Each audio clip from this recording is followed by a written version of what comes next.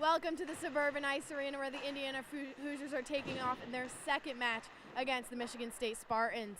I'm Kelsey Dennehy alongside Andrew Gus for the Indiana Hockey Broadcast Network. Andrew, how are we doing today? Second game. Phenomenal. We're great to be back. Different rink than yesterday, but same two teams. So.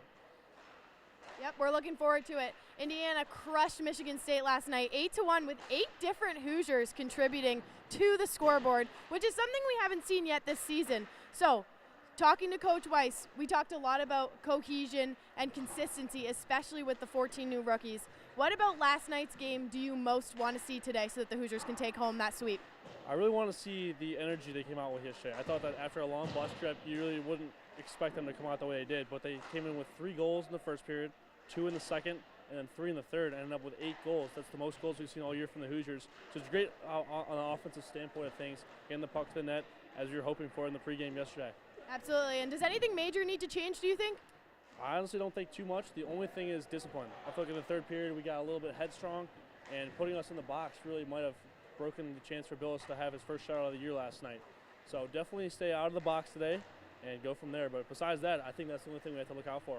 Absolutely, and that's something we've seen the past couple Saturdays where they come into the game feeling good and they come off of a really nice win, but they're unable to kind of keep that consistency. So we'll be looking out for that today. And special teams. The power play has not been able to score as much as we are used to them scoring. So what do you think they need to do to kind of get that puck into the net, You know, I honestly just think that we need to shoot the puck more. We're 0 for 18 right now. That's not really a great stat. I know that they want to change that for sure. We got one yesterday. Null's goal came with right after the time expired, so it didn't count as a power play goal in the books. But I think just getting more shots to the net is what you need. Just crash the net. We're just passing the puck a little bit too much. Get it to the net, get the puck in the cage.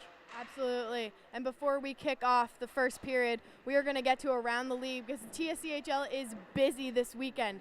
So for last night's scores, Ohio University defeated the University of Delaware 5-1. Bowling Green State University lost to the Miami Redhawks 2-1. Adrian beat the University of Michigan 3-1. Cincinnati lost to Ohio State University 4-1. Louisville beat Xavier 8-2, and Kentucky in their midnight barn burner beat SIU Edwardsville 5-2. Andrew, can you give me the scores for today or the lineups there is? Sure thing. OU will be facing off at Delaware today. We're going to have Louisville against Xavier, Miami at Bowling Green, and last but not least, Kentucky at SIU Edwardsville once again. That's all we have for today. Absolutely, and shortly after we sign off, you'll get to hear from Sam Weixler and Garrett Drake on play-by-play and color commentary. So we appreciate you joining us for the pregame show on the Indiana Hockey Broadcast Network. For Andrew Gus, I'm Kelsey Dennehy. We'll see you in the first period.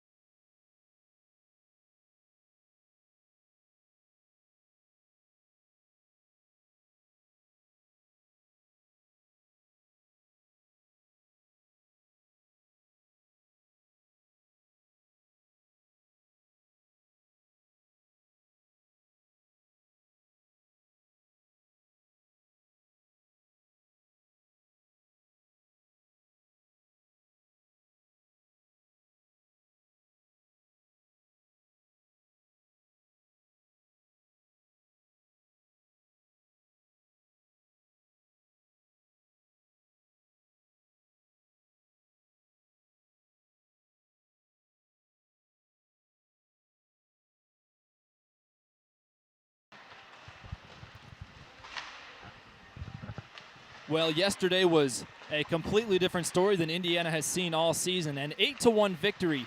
The Hoosiers knocking around the Michigan State Spartans at their home arena in the Munn Ice Arena.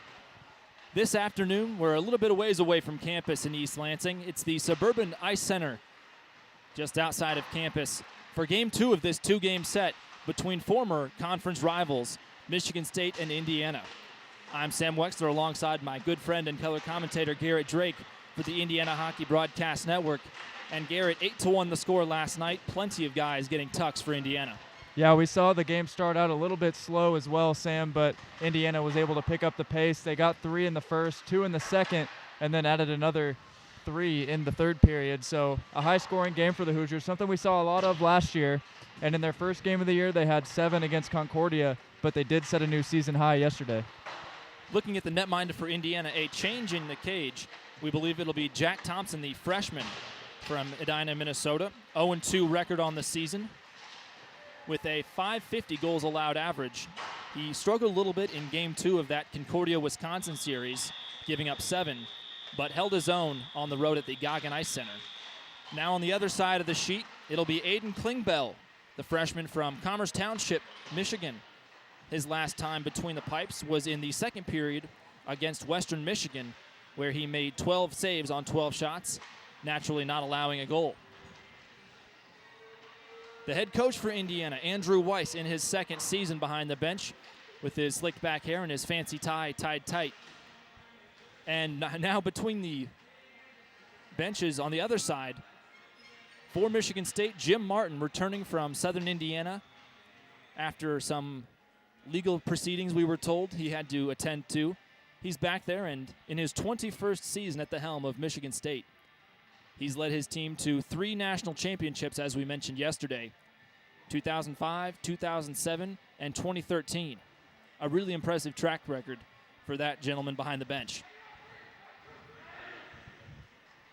And today, Coach Andrew Weiss sporting the full Windsor with the tie. You know he's not messing around. He doesn't like the Girl Scout knot. He wants to be official, and he means business. He certainly does. Indiana from left to right in their red sweaters once more. And sliding around, as we were told, is Jack Thompson. Michigan State back in their white sweaters from right to left, holding the cage and making some snow piles in his blue paint is Aiden Klingbeil, number 30. 20 minutes up on the board. Starters for Indiana, Jack Null, Matthew McKay, Ethan DiLorenzo, Jack O'Flaherty, and Jack Hawkins. For Michigan State, Pierce, Purton, Murphy, Graham, and on the far side is the other Graham, Connor Graham. Michigan State wins the opening draw. It flutters into center ice and then back to Indiana where the D-men play pitch and catch. Hawkins threads it forward, but it's poked free, and scooping it with some pace is Pierce. He guides the puck into the corner and lays a big check that sends Matthew McKay down to a knee.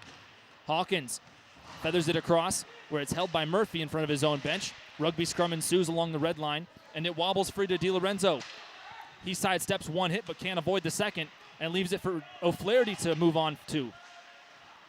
Puck fed in front. A quick dangle. Slavin tries to poke it away, and it's a good leg stop by Klingbeil as DiLorenzo gets put in a headlock after the play is over. Yeah, Slavin tried faking the backhand and pulling back for the wrister to go 5-hole, but Klingbeil able to close it up quickly.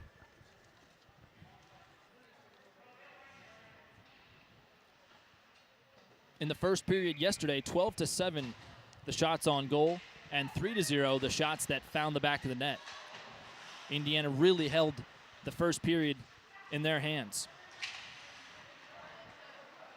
Puck drifts into center ice and is thrust forward. Indiana retreating to their own end zone. Speaking of end zones, Garrett, Michigan State has a game, and so does Indiana in the gridiron. Now Jeremy moving forward at the left dot, feeds it, trying to find Offenbach. He couldn't get it around. Little dangle by Jeremy at the far circle. He's dispossessed. Moving forward and under the stick of the charging skater Schwartz. Now played around for Indiana. Stolen by Ben Burns, the captain and fifth-year senior. He decides to 9-iron it across the ice, and Michigan State will get a change. Drew Michelli, who got the third goal last night, Pokes it forward to line mate Simino, who also got a tuck. Michelia shot. Ricochets into the far corner. Charging on, and it slides through the toilet bowl toward the near side. We've played nearly 2 minutes in this first frame. Jumping off the stick of Chambers and toward the back line. Now to Micheli, keeping his eyes in the back of his head. And it goes right under Griffin Timmons' twig.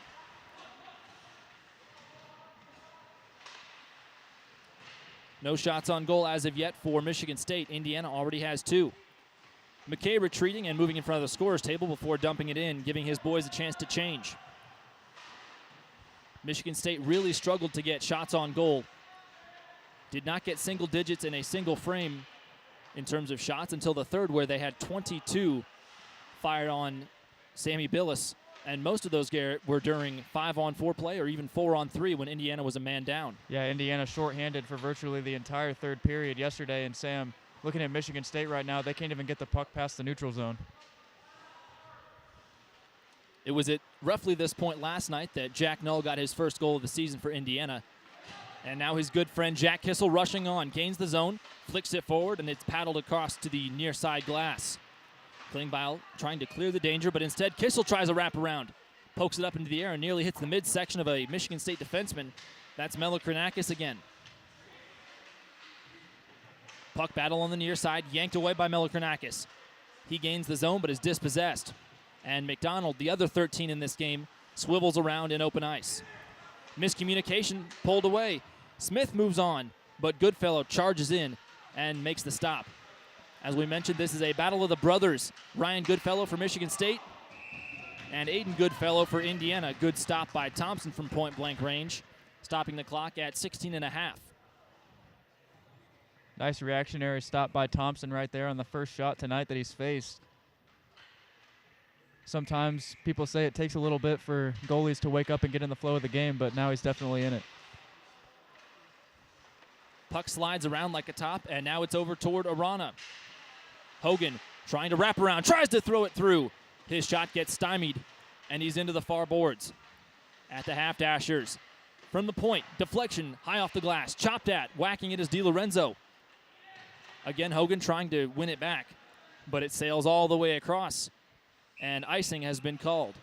Garrett, last night we saw some interesting calls as far as icing is concerned, and I think today will be a little bit different. Yeah, that one, a clear icing right there, not like the one we saw yesterday where Michigan State was entering the attacking zone and somehow an icing was called, but looks like we got a different crew today, so hopefully things tighten up a little bit. There were a lot of penalties in the third as well in a blowout game, which you never like to see. I know the Indiana players were talking about it. They wish the refs would have swallowed their whistles a little bit towards the end. Draw to the stick side of Klingbeil. After a struggle won by Michigan State. Big open ice hit. Carrying it forward is Melokranakis. A wrist shot. Held by the paddle of Thompson and flicked into the near side corner. Jumping into avoiding the hit was Null, who fires an optimistic shot that misses the frame wide far side. DiLorenzo bends down trying to yank the puck away, and it's pushed forward into the center circle. Cull is guiding it forward and then dumps it for a quick change. And those are the plays that would have been called an icing yesterday.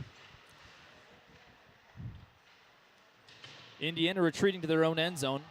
That's Timmons sitting behind the trapezoid, ready to quarterback this offense. To the far side, gaining the zone. Rister gets caught up in the body of Liam Cooney. Miscommunication again, and the puck travels the length of that blue line. Finally bouncing forward to Pierce, who gets punched into the glass. Another good staple hit, and it's played forward. Timmons on a stretch pass toward Offenbach. After a really strong freshman year, Adam Offenbach had just 1 goal last year, and that was the talk of the town when that happened. Slavin fighting off some physicality, and the puck careens into the corner again. 5 minutes and change have been played here in the first, and still donuts and goose eggs up on the big board. Charging forward is Purton, but he'll have his pocket picked, and Jeremy circles the wagons.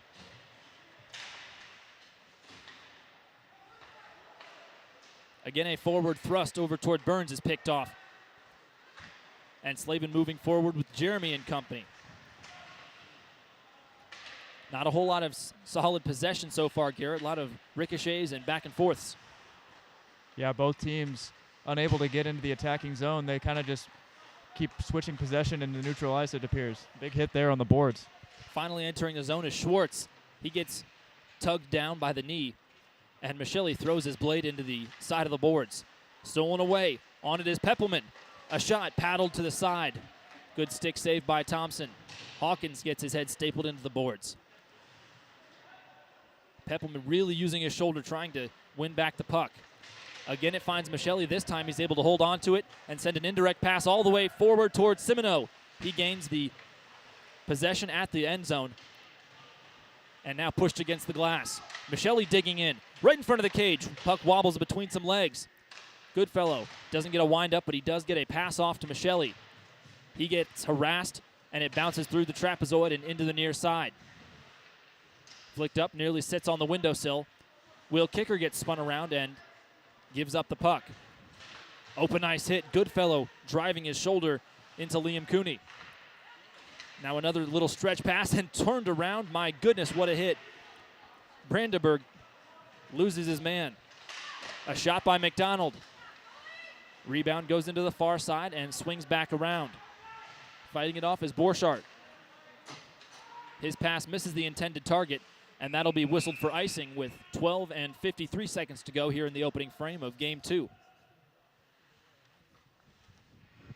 Both teams getting a couple more shots on here as we move towards the halfway point of period number 1, and we're seeing a more evenly contested match than we saw at the beginning yesterday. No question about that. Indiana already had a couple goals on the board at this point in the game, but so far the shots have been few and far between.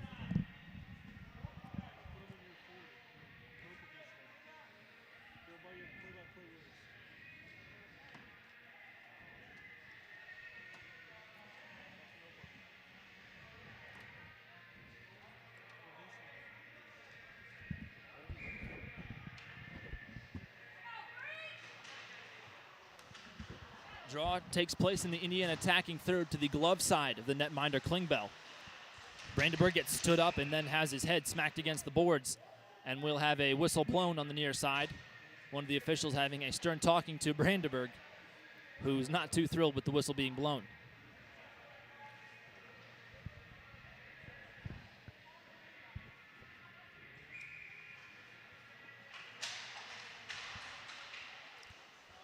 After the draw, Indiana possesses and gains the line, sending a man swinging. Switzer went feet first into the boards. Now to the near side, Jack Knoll pushing his man around. Along the boards, Murphy can't stay on the puck and again has to try and win it back. Retreating and then gaining the zone legally again. A shot on to Thompson, punched out of the air. And won back. Here's Knoll cruising around the neutral zone and feathers it all the way to DiLorenzo, who gets bodied off the puck. Indiana fortunate right there that there wasn't a Spartan in the area to gobble up that rebound opportunity.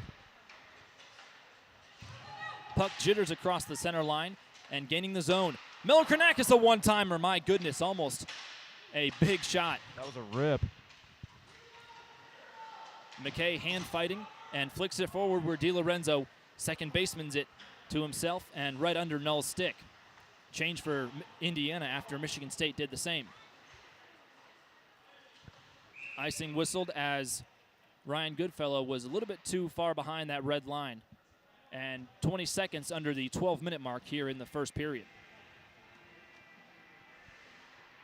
Let's see if Indiana can get a shot right off the face-off here. We saw them do that a couple times yesterday. They got a goal off it as well. That was the Knoll rebound. Expect a rip right off the win. Well, Michigan State returned the 9 top scorers for their team. A lot of senior and junior presence on this side. And Garrett, as we mentioned, 2 different guys that are fifth-year seniors, one of which was the netminder in last night's 8-goal smothering. Chapel has been here since we were in high school. Goodfellow a shot right in and swallowed up by the chest protector of Jack Thompson. So still circles on the board in the goals column for both the home and guest. Garrett, last night the crowd was a little bit heavier than what it was in past years. We were talking with former netminder for Indiana, Joseph Stebbins, who said there were about 10 people, including the former broadcaster, Casey Roll, when Indiana traveled to the Mont Ice Arena in the 2018-19 season, and a lot of people showed up last night. Playing it forward, here's Jeremy with a rush, 2-on-1, near circle, just far wide. Again, Goodfellow takes the redirect, takes a shot in the chops, and Jeremy gets twisted up and jumps the wrong way. Scooting out of the crease is Klingbeil to stop the puck from circling all the way across. Now to the younger Goodfellow. Pushes it forward where it's guided back onto center ice, and it's Purton who takes a shoulder to the side. Jeremy no-look handoff to Aiden Goodfellow. Pass off the boards. Michelli tries to deflect it into the right direction, but it finds a white sweater instead. Sliding toward Jack Thompson, and he puts his stamp on it, freezing the clock at 10.5 to go here in period number 1, Garrett. Tinos Raftis has been moving bodies early on here, Sam. He hasn't gotten a whole lot of action yet this year, but in the times we have seen him on the ice, he's been laying checks. Draw one by Michigan State, feathered up in front and right past Thompson for a goal. Michigan State exacting their revenge after a smattering of goals by Indiana in the first. This time it's the Spartans and the sophomore Thomas Purton from Rochester Hills, Michigan, getting his second goal of the season. 10:22 to go here in the first. 1-0 MSU. And Sam, early on, we talked about in the broadcast yesterday the Saturday scaries for this Indiana team. They're 3-0 now on Fridays and 0-2 on Saturdays. And early on, it's not looking too good. Well, Garrett, you made the joke, and you got me to stumble a little bit yesterday. You said Saturdays are not for the boys, and that has been very true even this weekend. Now forward to Purton, who just tucked it in. His shot climbs up the chest of Thompson. He's able to hold on to the post. Little extra shove behind the play. Timmons really giving his man the what for. Chambers gets pushed down, and Simino moving with Michelli, now a 3-on-2. Raftis on the far side. Watches it go under his stick. No look pass. He tries to tuck it into the corner, but nobody went with him. Zigzagging outside the circle on the near side. And then back toward McKay, who lunges at the puck and can't hold on to it. Thompson shunts it forward, and a pass redirected by Patrick Brandenburg all the way across behind the trapezoid. Klingbeil looking over toward his right side, watching his defenseman take it forward. Stretch all the way over to Peppelman. He races on.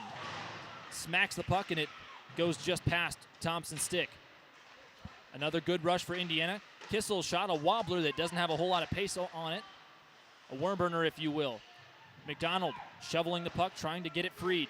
McKay holds the blue line. A shot through traffic doesn't find anybody of importance. And again, clearing the zone.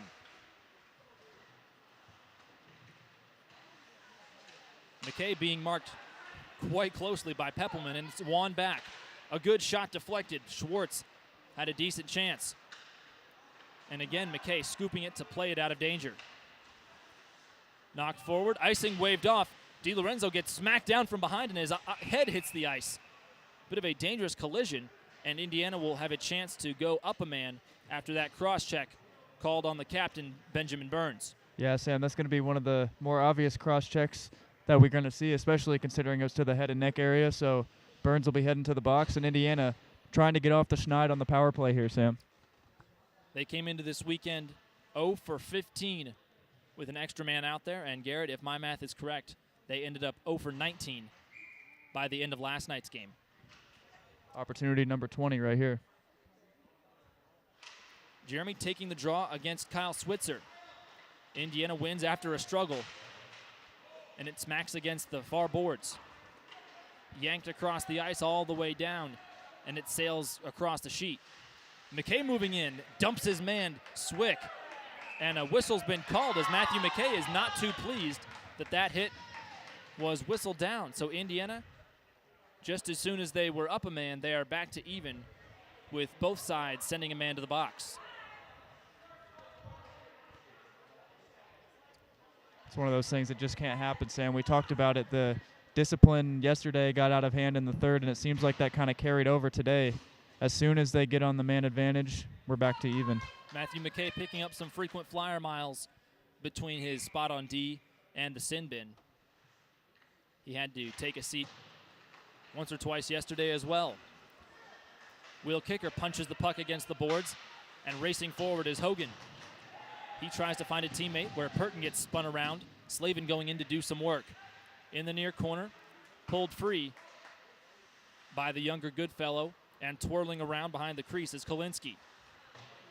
His errant pass has to be taken off a hop, where Melo Kranakis gave it back to Kolinski. Goodfellow moving around the blue line into the center ice, poked free, and it bobbles back and toward Indiana's attacking side. Purton scoops it up and plays it forward. Under the stick of Cooney now forward, he gains the line.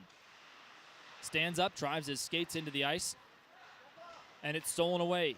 Here's Michelli after a change. A high shot gloved by Klingbeil. No trouble for the sturdy netminder back there. 7:16 to go in the first. Indiana trailing by a quick goal off the stick of Thomas Purton for Michigan State. That was what we call a first baseman's catch right there, Sam. Standing straight up, just right to him, right to the glove. Draw taken and won by Chambers. Timmons lines up a shot. Another good glove save by Klingbeil. That time he looked like a catcher, Garrett. He can do it all.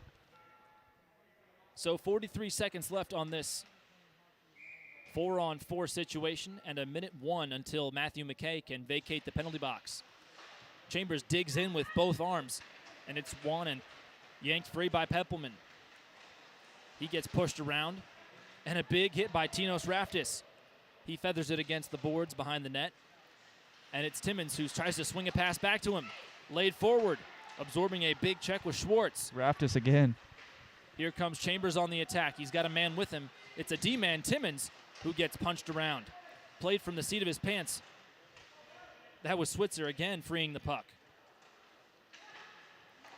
To D-man, Raftis, deflection up high, nearly catches Cooney weirdly, but it's off his stick instead. Raftis taking a stroll through his own neighborhood, and a long pass that tangles up two Spartan skaters. Looked like one of them really is down for the count. Trying to see who that is. That might be the man that just came out of the box, Ben Burns. And Garrett, he has not moved since that collision. Yeah, he got spun around, and he was standing straight up momentarily, but then he crashed down to the ice. This isn't looking good. We might have to take a quick break here. Well, Garrett, a scary situation right now with 6:17 left to go in the first. Finally getting onto one elbow. And while he gets checked out, stick taps will be sent out all around. If he is able to return to the game, a warrior he is, Garrett, but if it's not, a tough loss to not have their captain on the sheet with them. Fortunately, it looks like he skated off on his own power and climbed over the bench there. I wasn't really expecting him to get up that quickly after the way it looked. He just went down after taking a couple strides towards the bench, but fortunately for him, he's able to get out there. Well, after the restarting of play, Indiana down a man. It's a power play for Michigan State. Michigan State 5 for 11 coming into this weekend and only scored one goal last night that was a power play goal. Michelli pokes at the puck and holds that blue line, feeding to Simoneau.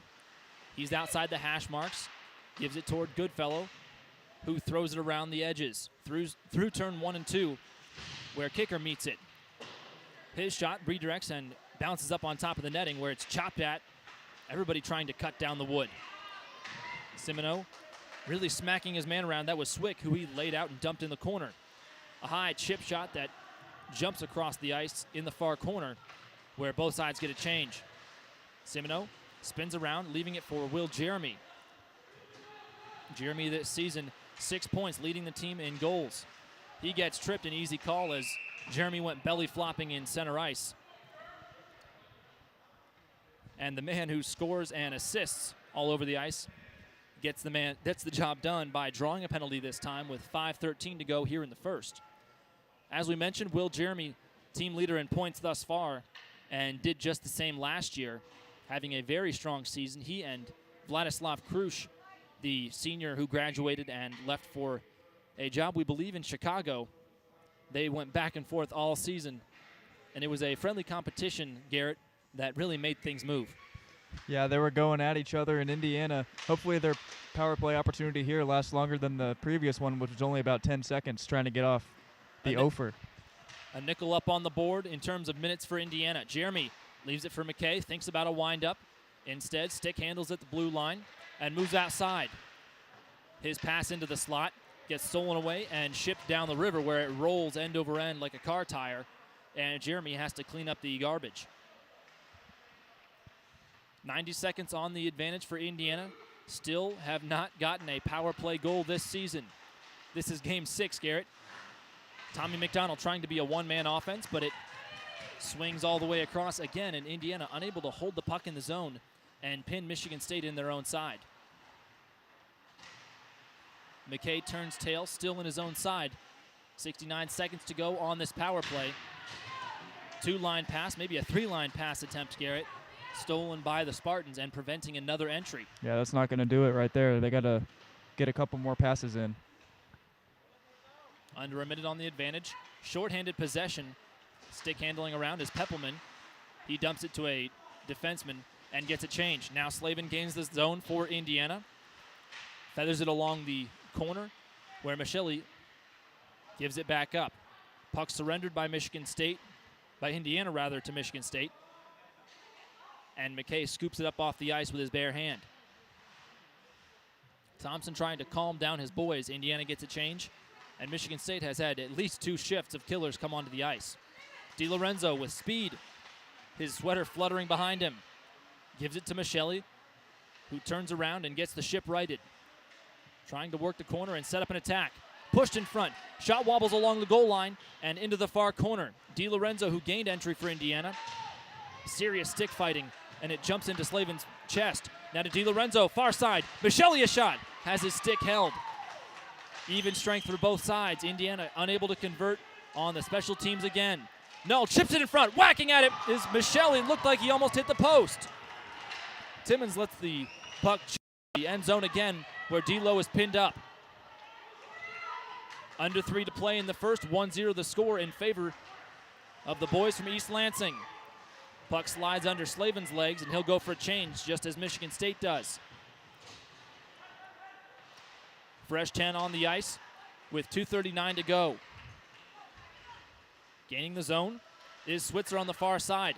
Shot right in front, kick free. Good pillow save by Thompson after the redirect by Pierce.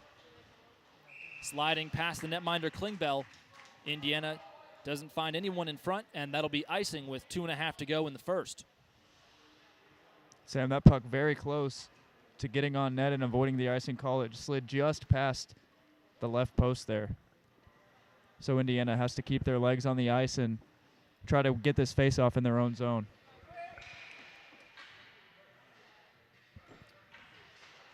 Shots on goal, 11 for Indiana, 7 for Michigan State. And the hits, 9-6. Although Indiana has controlled the score sheet, they have not controlled the board in terms of the number of goals. Thompson trying to hold that post in place and finally collapses on top of the puck.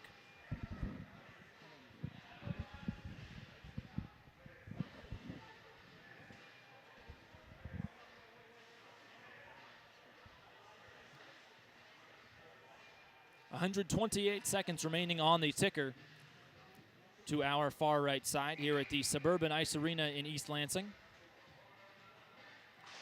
Draw taken by Brandenburg. He kicks it back to a teammate, but Indiana's unable to hold that zone. Pushed free, a little twirl of a pass to Schwartz. He takes a shot, and it goes wide to the near corner. Brandenburg gives his man a little cross-check in the side, and now bodies are tangling up. Rugby scrum in the corner. Shot through traffic that spins like a top again across the blue line. McDonald pushed from behind. He gains the zone. 3-on-1 rush. McDonald to Brandenburg. Misses the open chip on the backside. Another big collision. Indiana man goes down to his wallet. 90 seconds to play. Tito throws a shot that hits somebody up high. Took a bite out of Goodfellow, but he carries it forward nonetheless. One-man attacker. Weaves through the defense. Finally gets it kicked away from his stick by Raftis. Played back as Michigan State retreats and then move the troops forward. Into the near corner. Dump and chase attempted by Purton, but nobody was with him on that. And it bounces off the toe of Ryan Goodfellow's skates. 60 seconds remaining in the frame. Michigan State up by a goal thanks to Thomas Purton. And Garrett, we have seen physical play from Indiana all 6 games. Just continues to go on and on. It's going to be a long and grueling season if this keeps up. Slavin gets turned around and finally finds the puck against the boards. Jeremy meets his man, and it's played free all the way forward toward Pierce. Charging it is Connor Graham, and it's stolen off of his stick by Matthew McKay. McKay was in the box and had to vacate. 20 seconds remaining, maybe one more rush for either side. McKay passes it D to D, playing pitch and catch with Hawkins back there. Sliding over.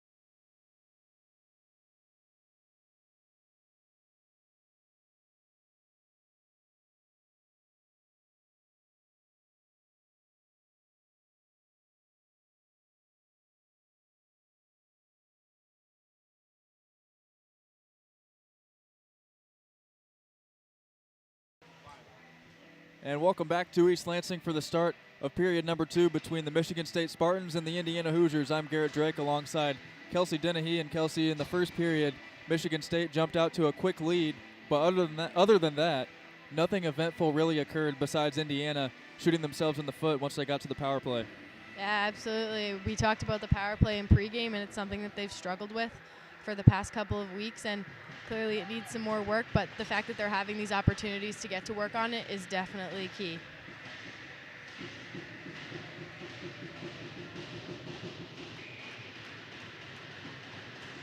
Referee drops the puck, and we are underway for the start of period number 2. Michigan State takes the opening draw from center ice, but Indiana gains possession right away. Working his way up the ice, Arana gets pushed off the puck, and Michele goes sliding down to the other end. Here's a shot, and they score! Right off the bat, Brendan Murphy rips one past the glove side on Jack Thompson, and it's 2-0 Spartans, 15 seconds into period number 2.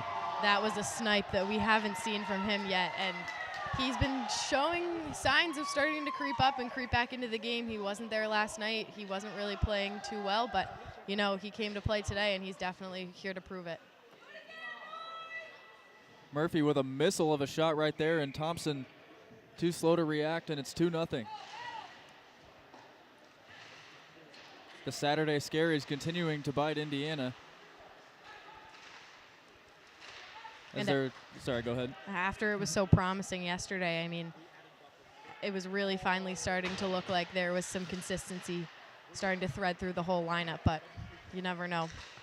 Looking to avoid an 0-3 record on Saturdays, and looking for their first sweep of the season. They have not gotten one yet. Kicker keeps that puck in, then he slides down. We've seen a couple players slipping and sliding on the fresh cut ice. Thompson plays that one back to Goodfellow behind the net. First minute down in period number 2, and Michigan State already adding to their lead.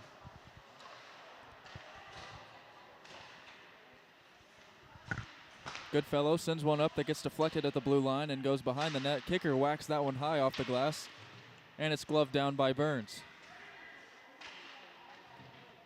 Burns took a pretty nasty hit earlier in the period, and we saw him drop down to the ice like a sack of potatoes, but he was able to get up and work his way to the bench. Shockingly, I was surprised he got up that quickly.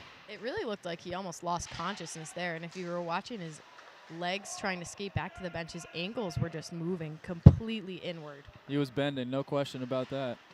But he appears to be fine now, so good sign for Michigan State. Timmons sends one on net. The puck is still out there, and finally able to get his glove down on it is Klingbeil, excuse me.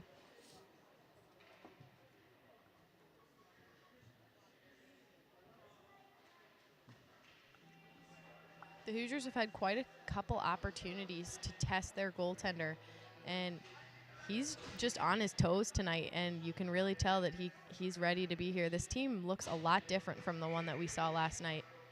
O'Flaherty wins the draw on Indiana with a chance to attack, and they give it right away, but Raftis is there on the near side.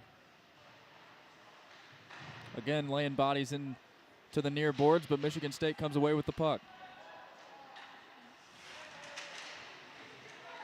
Raftis plays one into the attacking zone, but it's going to be whistled offside with 17:55 to go in the period. We've seen quite a big shift in the Hoosier lineups today. I mean, today we've got DiLorenzo, Knoll, O'Flaherty together, and we haven't really seen them all three on the ice at the same time yet this season. So I'm curious how much this is going to change in the next few games. Yeah, we've seen line adjustments so far every single weekend from Friday to Saturday. Coach Andrew Weiss trying to find who plays best with who.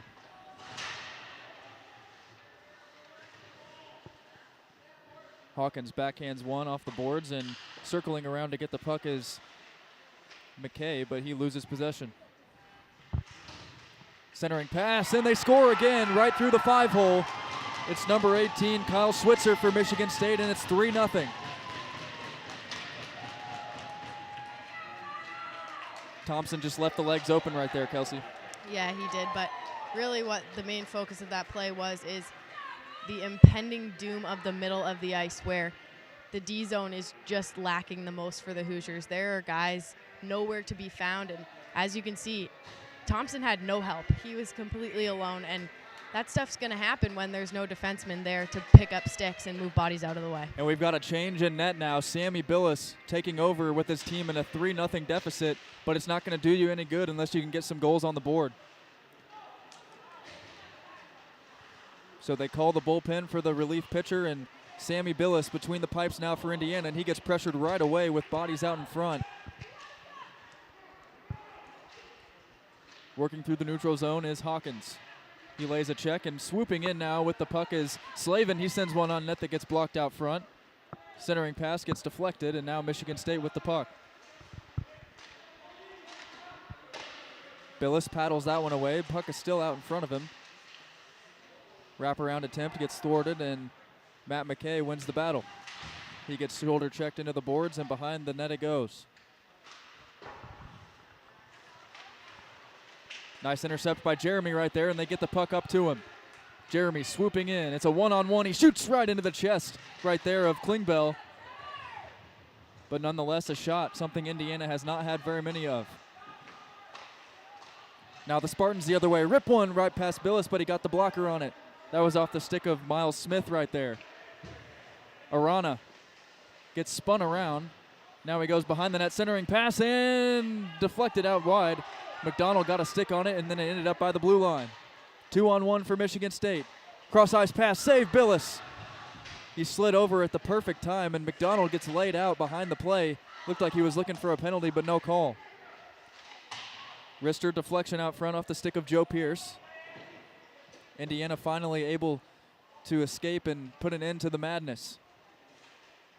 It's the blessings of Billis. I mean, there were a couple opportunities right there for the Spartans, and he was there to cover every single time, and that's not always going to happen, but it is very good for a defensive unit who is still learning.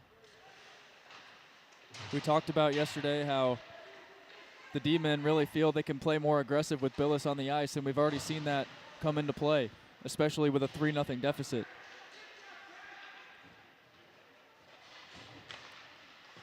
Chambers lays a check, and Indiana able to keep possession in the zone. Now it goes all the way down. This is going to be an icing. Billis with his hand high up in the air. Shots on goal, Michigan State already with 8.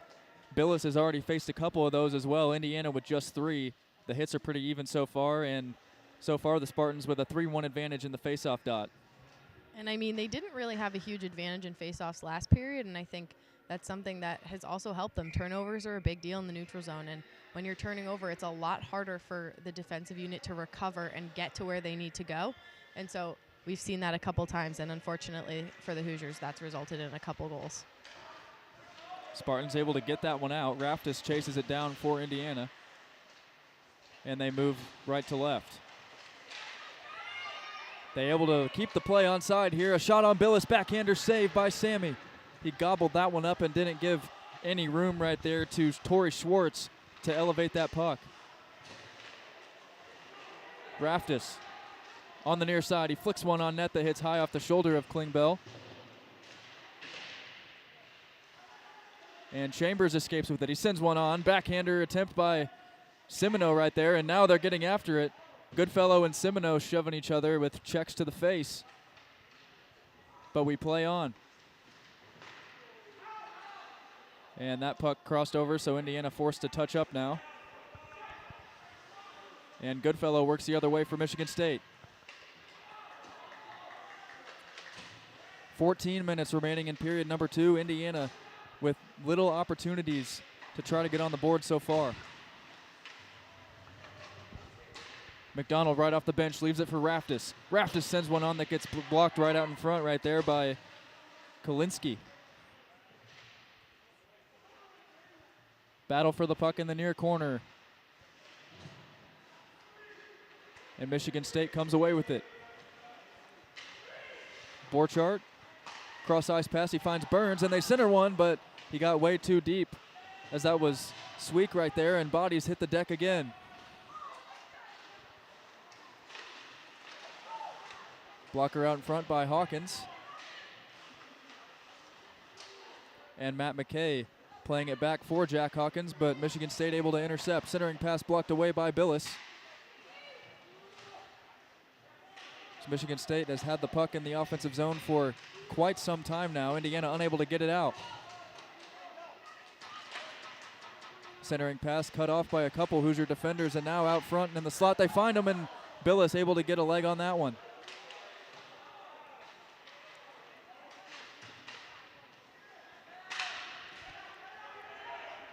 Now Michigan State working back the other way, trying to get the puck out from behind their own net. Indiana unable to keep the puck in, and all the way to the other end it goes. Looks like Ben Burns is getting some medical attention on the bench. He was getting some water dumped on him and trying to clear his headspace, it appears. Yeah, he took a big hit, and I'm honestly surprised they let him come back on the ice after his state. I mean, when you have to stay down because you can't get up and it's a head injury, it's tricky. I mean, we saw it in football last week. So I'm a little shocked that he's even still on the bench. Indiana wins the faceoff. Slavin sends one on off the glove of Klingbeil, and the Hoosiers able to keep it. Goodfellow, wrister, got blocked out in front, never made it to the net. Big hit by Offenbach behind the boards. And Slavin will bring that one all the way around and give Goodfellow a chance to chase after it.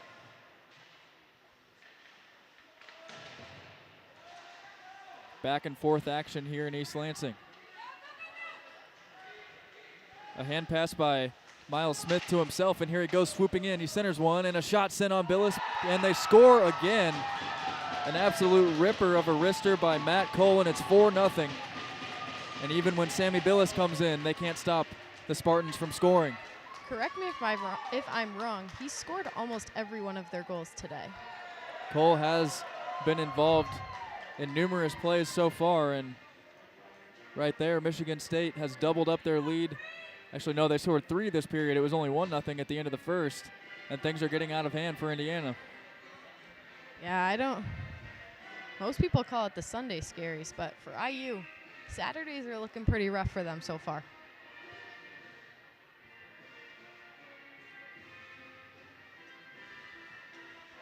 Now they clear the ice and got a break in the action here. The officials are discussing something over there. I'm not sure what this conversation is about. We've got the Jeopardy music playing. Looked like it might have been a deflected shot, but that normally doesn't go into review, especially in these types of games. Could they be discussing a high stick potentially off the deflection? I don't know.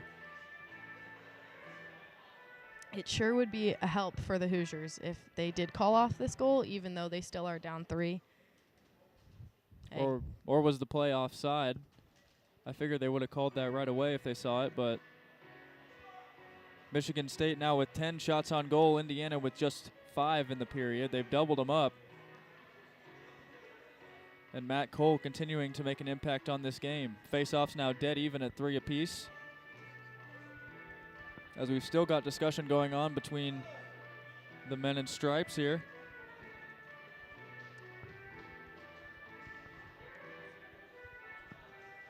I mean, it all happened so quickly, but like we were talking about earlier, it was still a play in front that was unrecovered and taken care of by call. And there really is nothing Billis can do about that.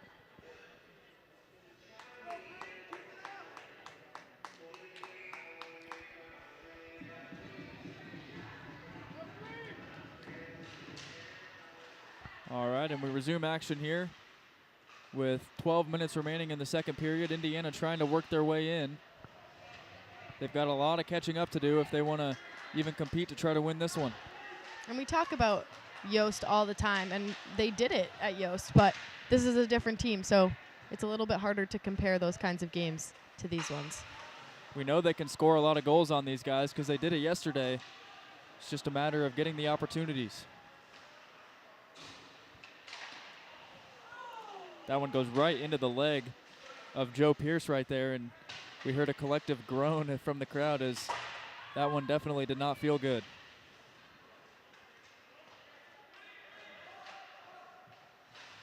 Brandenburg takes a whack at it, and Tommy McDonald's going to chase it down. He's got Ryan Goodfellow defending, and Goodfellow able to get the puck away. We got a delayed call here that looks like it's going to go against Michigan State. And it's going to be on Goodfellow. Indiana going back to the power play. The Hoosiers have had quite a bit of opportunity to work on this power play, not only last night, but even in the past couple of games. And so now would be the time for them to polish it off and poke one in. I know we've said it numerous times the past few games, but if there was ever a time they needed a power play goal, it is most definitely right now, down 4-0, halfway through period number 2.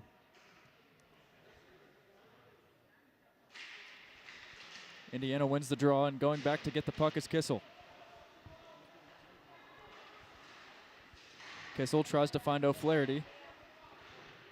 Kicking it around behind the net, and coming out with the puck is McDonald. McKay over. Jeremy, they tried to find Kissel on the weak side, but he didn't get the shot on net as it got blocked away. McDonald setting things up again. They find Jeremy. McKay sends one on out front that gets blocked away. And Michigan State able to clear.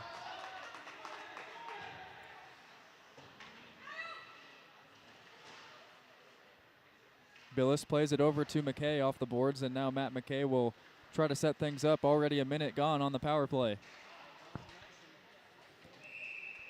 This is going to be an icing against Indiana. That's not what you want to do on the man advantage. Michigan has taken over. They're completely outshooting Indiana 10-6, which, I mean, 4 shots difference isn't too bad, but when 3 out of the 10 go in, it starts to take a toll.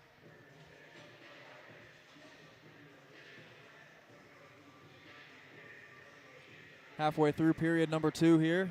4-0 deficit for Indiana as they're going to have to deal with a face-off in their own zone. Looked like McDonald tried to sneak off the ice there, but he'll have to come back, as it was an icing on the Hoosiers.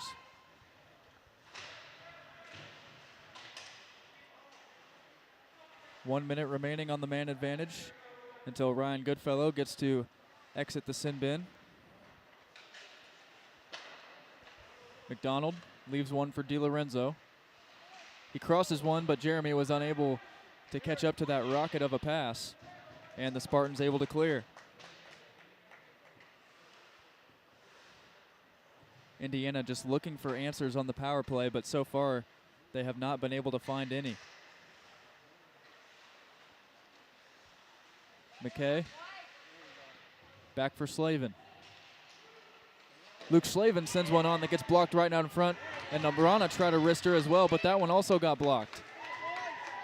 The Michigan State D-men holding strong right there. And this is going to be the last opportunity for Indiana with only 10 seconds left. McDonald waiting for reinforcements. He flips one on over. Now Tommy with the puck again. Penalty over. Kicker sends one on that gets hit wide, and the puck deflects over the net. It looked like it may have gone in the back from our angle, but it went behind. And Michigan State with another penalty kill once again.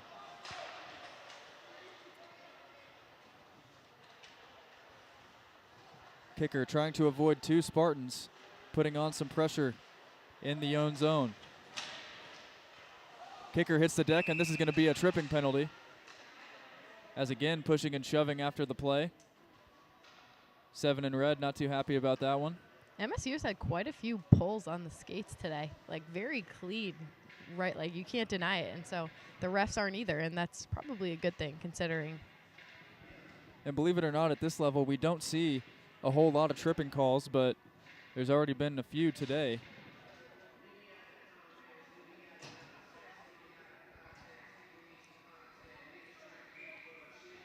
It's going to be Malakranakis sitting in the box for 2, and Indiana goes right back to the power play. Still looking for their first power play goal of the season, as we've touched on many times these past couple days.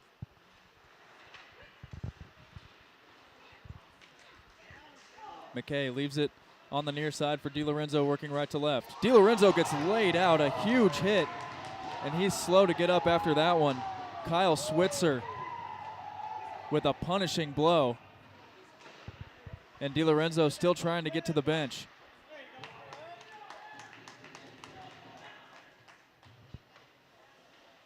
All the momentum swinging towards Michigan State right now.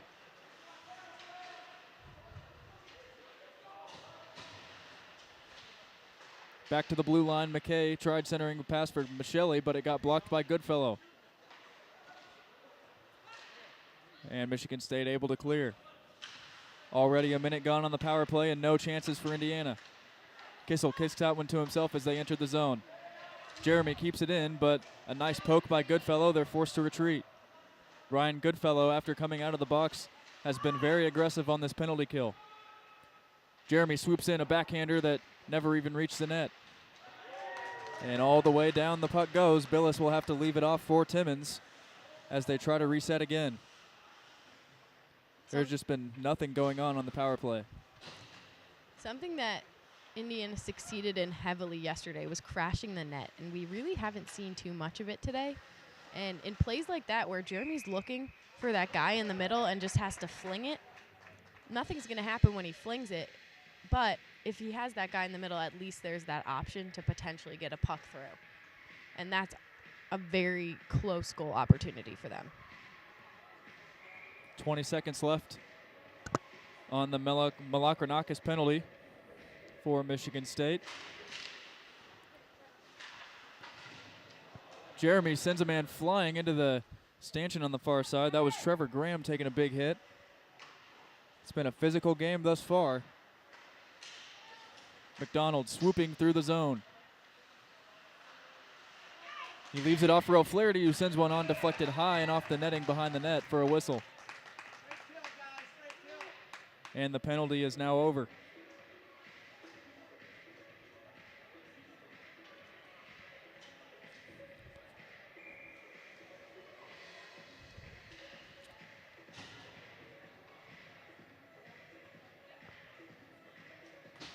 Interested to see if we start to see Tommy McDonald enter the box, seeming like he's starting to get a little bit aggravated with the deficit.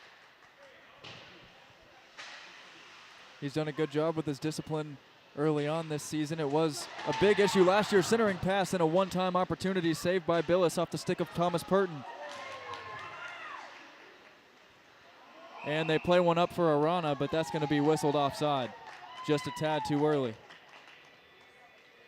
Like you were saying, Garrett, Tommy has done a really great job with his discipline on the ice and not lashing out at every single play that happens against him. And it really has overall, while their record may not state it, it has helped him out a lot on the ice, being able to control even just his plays, because he's not worried about all the things going on necessarily around him, but he's able to dial in and get those pucks where they need to go. It's tough to make an impact on the game when you're in the penalty box, and at the end of last season, we got to see just how valuable he is when he stays on the ice, as he was a part of that outstanding freshman class from last season. 6 minutes remaining in period number 2. Indiana still trailing 4-0. Offenbach rings that one high off the glass, and a big hit by Arana. And coming the other way is Slavin. Slavin, a backhander, tried to go over the shoulder, but he missed the net. Just not very good looks for Indiana so far. They've had a lot of difficult shots.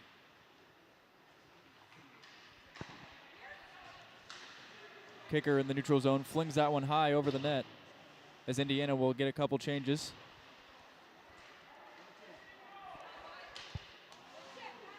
Goodfellow plays it off the boards. Kissel gets the zone. Jack Kissel with a shot right into the chest right there of Klingbeil. He hadn't had to make a save in a few minutes, but Kissel put one right on him.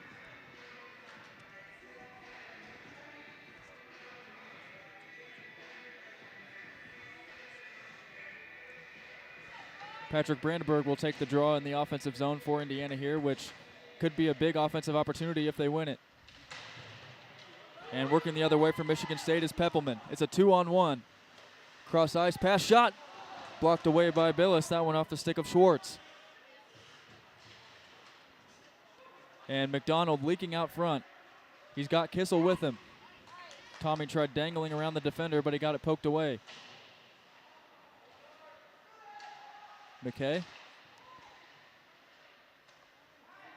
That puck gets batted out of the air, and the Spartans working left to right.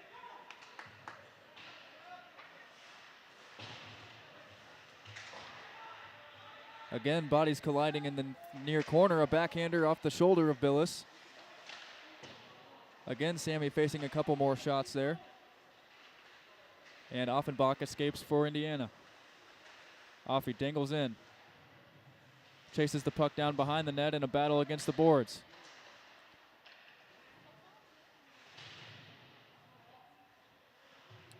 Puck pinned against the boards there as Slavin is now over, but Michigan State comes away with Ryan Goodfellow. Final 4 minutes of play here in period number 2. 4-0 in favor of the home team.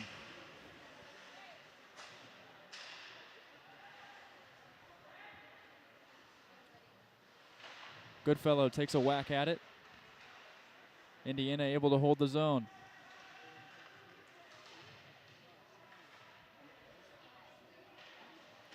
So far, the Spartans, they've just done a good job of keeping Indiana from being able to get to the middle of the ice. Everything's been down in the corners, it seems like, Kelsey. Yeah, absolutely, and they're really emphasizing those one-on-one battles for the guys, and it really is the little things for that type of play. When you're in the corner, you need to come out with the puck, and if you don't, you're going to have to rearrange things. Now down to 3 minutes remaining in the second period here from East Lansing. Hawkins off the boards. He tried to find Michelli, who flips one up and takes a hit as he does so, and Michigan State keeps the puck. Huge collision on the far side there with Hawkins, and Hawkins is still down. We finally get a whistle. And the goal, it looked like Indiana put the puck in the net, but it got waved off. And Jack Hawkins, down on all fours, still has not gotten up. He went head first into the boards trying to make a hit. And Borchardt just ducked it seemed like. Yeah, he's given a little bit more movement than MSU's replay of this earlier, but there's definitely some pain going on over there and trying to get somebody on the ice for him. We're going to take a quick break while they tend to Hawkins, and we'll be right back on the Indiana Hockey Broadcast Network.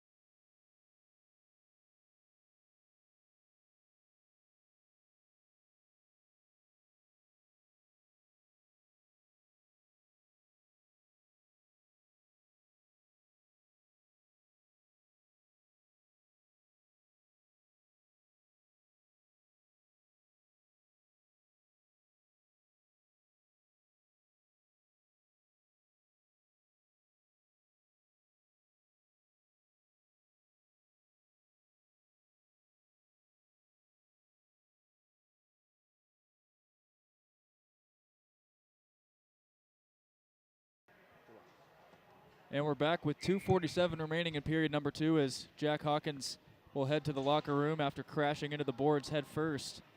He did walk off. He got some help skating off the ice, but he was able to walk back. So hopefully a good sign for him.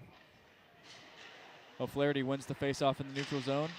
Timmons flings that one high over the net. Knoll gains possession, but they can't hold the zone. Now working back the other way for Michigan State is going to be Miles Smith. Smith gets his stick lifted, a nice play by Knoll. And they fling one on net right into the glove of Sammy B.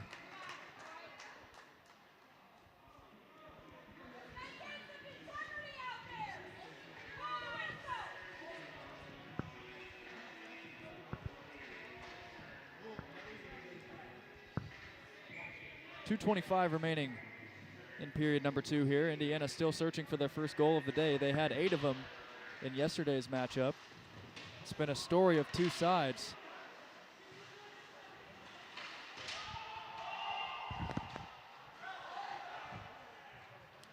Final 2 minutes to go here. Raftis working through the neutral zone. He flings one on net right into the glove of Klingbeil right there. Michigan State already up to 15 shots on goal in the period, and they've scored 3. Indiana with just 9 shots, and the hits have kind of evened out a little bit, but Indiana definitely feeling the brunt of these blows. We've seen a couple injuries already, and it's going to be a long bus ride if things stand this way.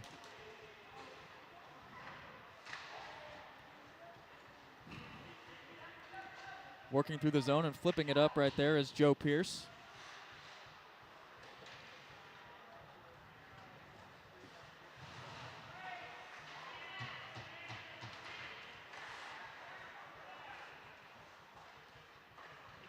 Kicker now playing pitch and catch with Goodfellow. And they give it away in their own zone. Working his way in and flipping a backhander saved by Billis. That was Purton right there. We've just seen some sloppy play from Indiana. Own zone giveaways. Just things that can't happen. Again, out front, Billis able to get his glove over that puck with 1:20 to go in the period.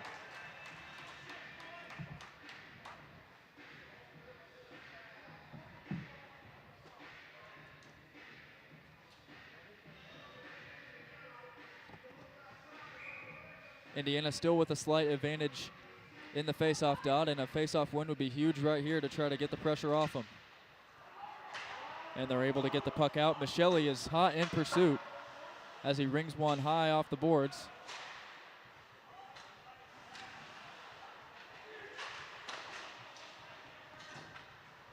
McKay looking for a man. He finds Chambers.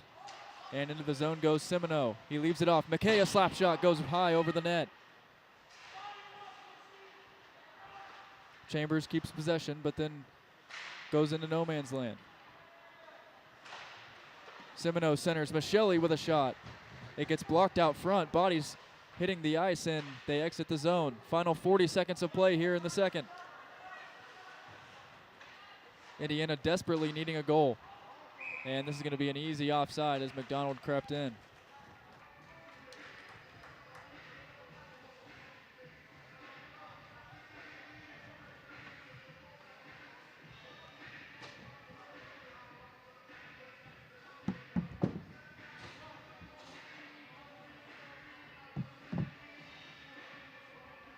.30 seconds here for Indiana to try to do something at the end of the period.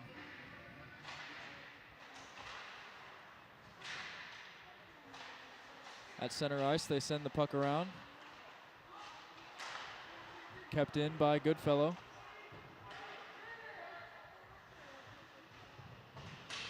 Aiden Goodfellow lays a big shoulder behind the net.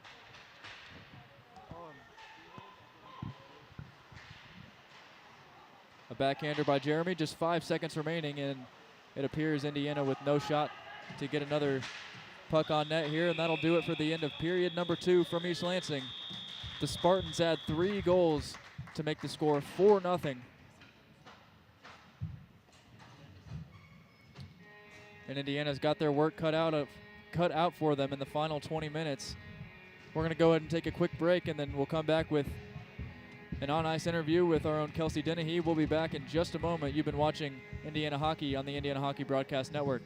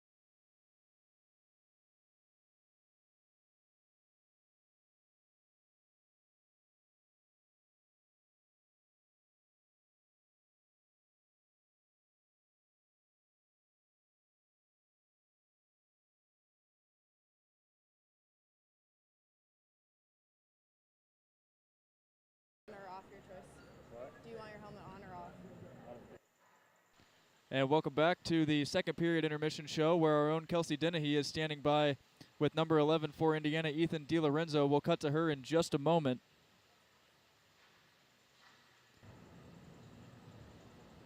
I'm here with sophomore Ethan DiLorenzo.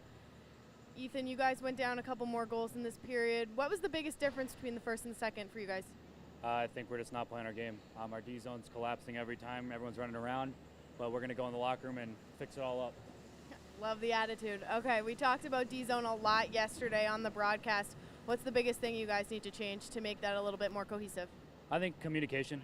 No one's really talking. We have the D zone. Ds are just, they don't really have any support, so they're just flicking the puck. Our wingers are not supporting because they're just swinging, covering for each other when everyone just needs to settle down and collapse and be okay and calm down. Yeah. Physicality definitely increased this period. How important is that for you guys to keep your heads level and focus on what's really important here? Yeah, we need to stay out of the box. I mean, our penalty kill, we can't be on the kill when we're down 4-0. So we just got to keep our heads, play physical and clean, get some momentum back. Yeah, absolutely. Thank you so much. Good luck in the third. Thanks. I'm Kelsey Dennehy for the Indiana Hockey Broadcast Network. We'll see you in the third period.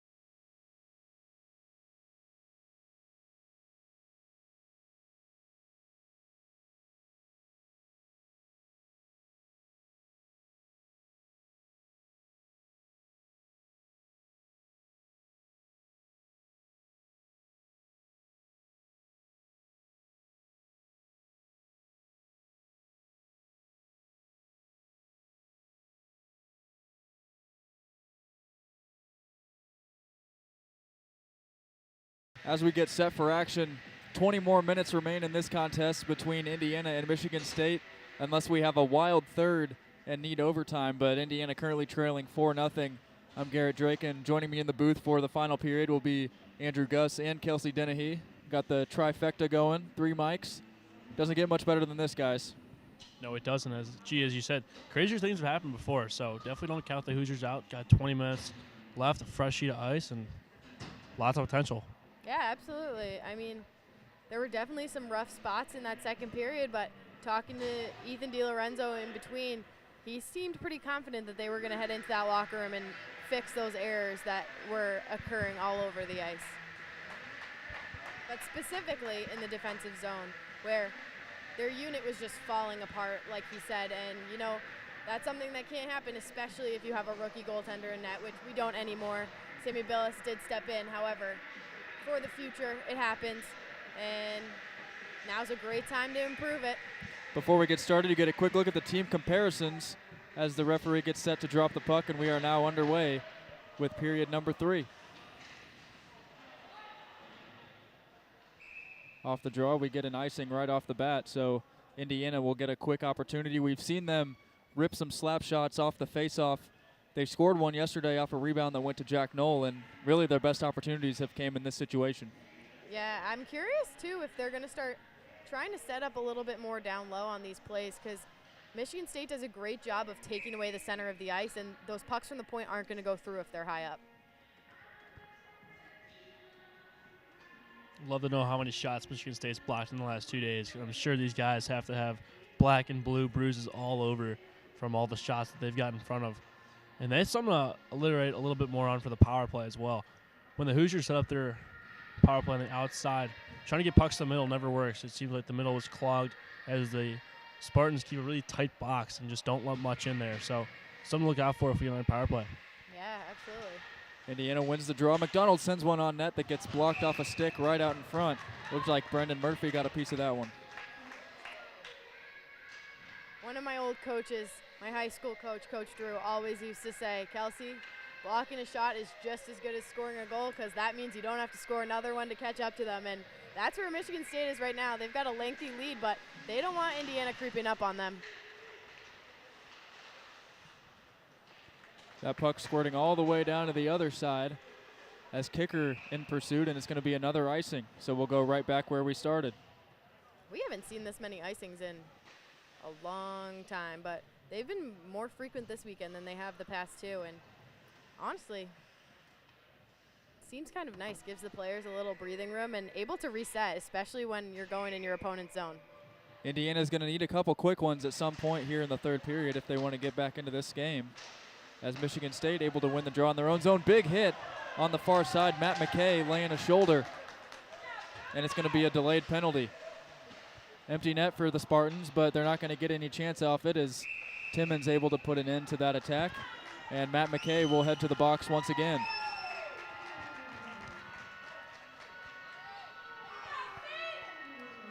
So just when we talk about Indiana needing a quick goal, they're now down a man.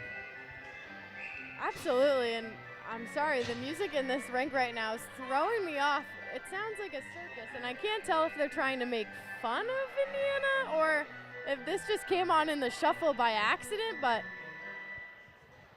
looks like Matt McKay's heading to the box, so that's definitely where that motivation for the music was, but that was a late call, too.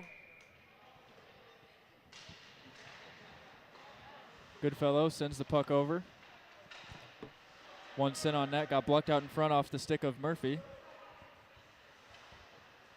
And Ryan Goodfellow goes back into his own zone.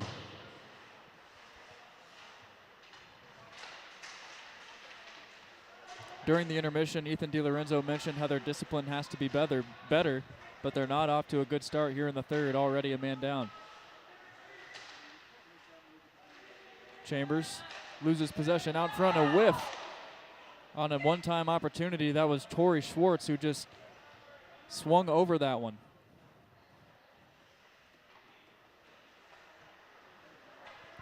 Murphy working his way through the neutral zone. On the rush. He gets run into by Aiden Goodfellow, the Hoosier side of the Goodfellow brothers. And now the puck gets wedged against the boards. Schwartz, cross ice pass. They find Burns. He centers one. Here's a shot saved on a nice play by Billis. Brendan Murphy got in front of that one. And Indiana able to clear. 45 seconds remaining on the Matt McKay penalty. Jeremy intercepts. It's going to be a 1-on-0 if he can get past the man. He gets taken down. No call there as Goodfellow with a nice stick play. And Jeremy gets a shot on goal. The puck is still loose. Jeremy gets shoved down from behind and a save made right there by Klingbeil. And that's the effort you're looking for from the Hoosiers right now. Just absolutely feral in front of the net. Really just trying to get a puck in wherever it'll go. And obviously there was only one man, so there wasn't much he could do. But that's definitely something they're going to need going forward the rest of these 17 minutes. Jeremy sends one on net off the faceoff that forced Klingbeil to make a save. Instead of trying to win the faceoff, he kind of just took a swing at it. DiLorenzo plays that one off the boards, and back into the Michigan State zone it goes. Timmons goes behind Billis to try to retrieve the puck. Centering pass out front. They're going to get a shot out of this, and it goes right into the chest of Billis. And he's able to cover with 17:23 remaining and 1 second left on the McKay penalty. They're going to make him go back to the box.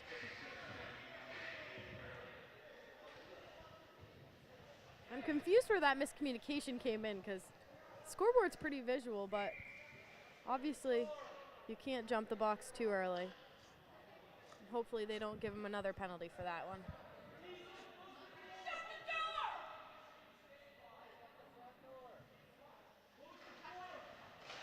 He was ready to go. A couple members of the crowd yelling at him to shut the door, but there was only 1 second left before they had to open it again. So kind of just skipping a step there. O'Flaherty gets taken down as he was crashing the net. And Arana now with the puck on the far side. Shoulders come flying. O'Flaherty gets in there. Cross checks being thrown. Slashes being made.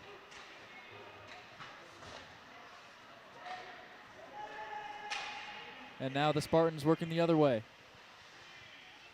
That one blocked out in front. High off, nearly hit the ceiling. As two Hoosiers now hit the deck. Centering pass blocked out front of Billis. They take another swing at it. The puck still on the ground.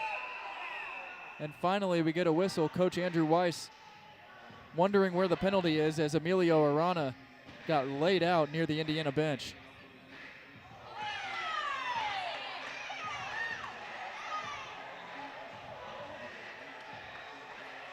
And now they're going after it. If the official's not going to give a penalty, he'll take care of it himself.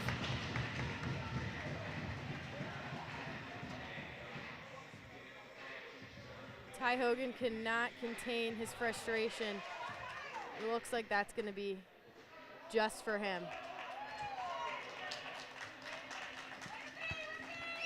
Talking to DiLorenzo in between the second period, he expressed how important it was that they stayed out of the box this period because you can't do much when you're a man down and you're trying to protect your goaltender. So the Hoosiers continue to keep putting themselves in this awkward position where there's not much they can do. And Jack O'Flaherty's heading to the box, I'm assuming for what he did in front of the net with the puck. He took the puck with his glove and kind of popped it out in front of the net where the scrum wasn't happening, and he tried to be sneaky about it, but the refs caught him. Just a disappointing display so far for Indiana. There's no other way to put it. They're letting their emotions get the best of them here in the third. And at the end of the day, this is just a discipline issue. There's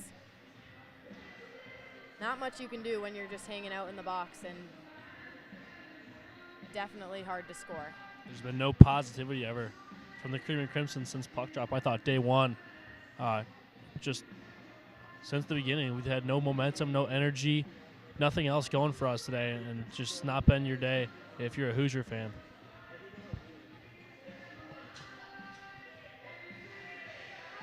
Looks like Jack Kissel's trying to argue the 5-on-3 about to happen because it wasn't just Ty Hogan in that scrum on the blue line. Yeah, they're going to put Wishart in there as well, it looks like. Yeah, it looks like they're going to listen, and probably will end up being a 4-on-3. I believe while that was going on, I was referring to that being Emilio Arana, but it is Ty Hogan wearing number 26 today in the box.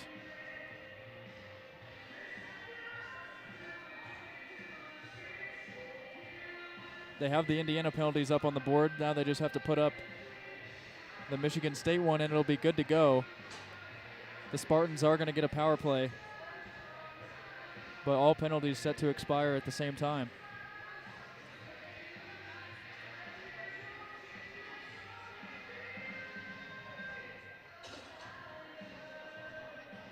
Now the officials talking to Coach Weiss right in front of us. Maybe some confusion on where the faceoff should be, but it's going to be in the Indiana zone, it appears.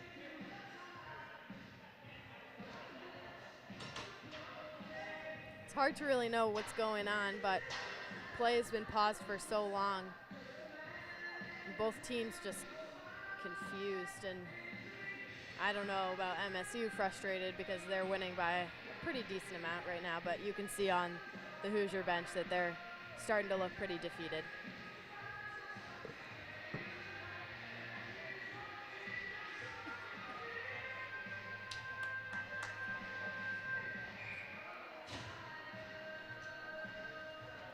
Will Jeremy set to take the draw in his own zone, and Michigan State able to win on the man advantage. Goodfellow sends one on net. They got blocked out in front. Timmons laying a couple checks in to try to get the puck free. Swooping around the net right there is Sweek. Goodfellow near the blue line. Plays it off the boards to nobody. And behind the net they go. Schwartz centers one that gets blocked out by McDonald, and sneaking out front is Will Jeremy if he can gain possession. He tried sneaking a pass through to McDonald that was picked off. Now here's a rush for Schwartz. He dangles in and shoots one, saved by Billis. Nice play by Sammy to keep Indiana somewhat in the game. Goodfellow rips one that hits high off the netting behind the net. And really, at this point, when you're trying to take some positives away, Sammy Billis has been exceptional in relief so far. He did a great job coming in after sitting on the bench for half the game. I'm not sure he was expecting to come in this afternoon, and he's done a great job letting in one goal so far. But I'm telling you, he was just sitting there on the bench. That's hard to come in halfway through the second period and stand tall.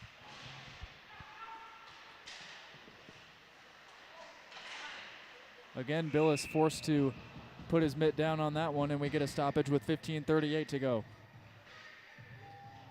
Still 1:03 left on the penalty.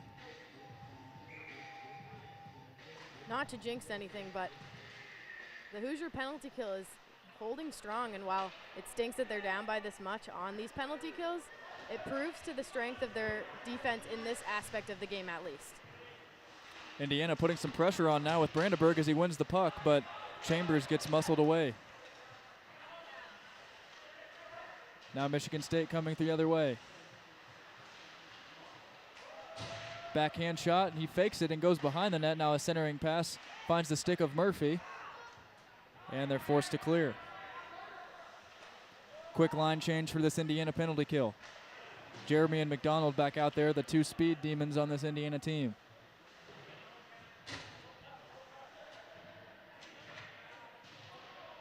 Battle forward in the corner.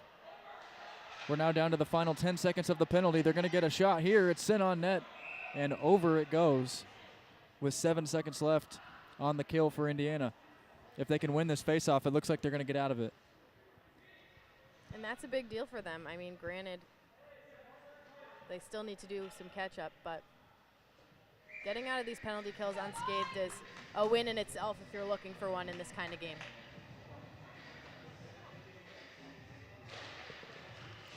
Michigan State wins the draw. That one gets deflected out front, and behind the net it goes. Centering pass gets blocked away, and Jeremy trying to race out, and they get a break. It's a 2-on-2 with McDonald and Jeremy. Michelli, fresh off the bench, sends one on that goes high over the crossbar. That one nearly got Indiana on the board. Unable to keep the puck in the zone, and McKay goes back to get it. 14-15 remaining in this one. kicker. Plays it over to McKay. Michelli gonna get into the zone here. He slaps one on that again goes over the crossbar, similar to the one that he just took. McKay looking for a lane. Cross ice pass to kicker. He sends one on that goes wide. Never got on net. And McKay is gonna have to go all the way back to get this one.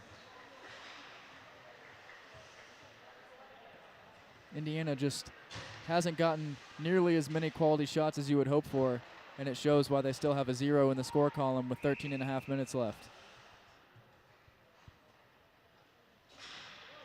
Yeah, lots of time left, G. I mean, although this game's not went the way we wanted to, 1, 2, even 3 lucky bounces get you right back in this. You cut the lead in half, get some momentum, as I said, and be a different game completely. All about prioritizing those turnovers and making sure that they're not happening in the other end for you.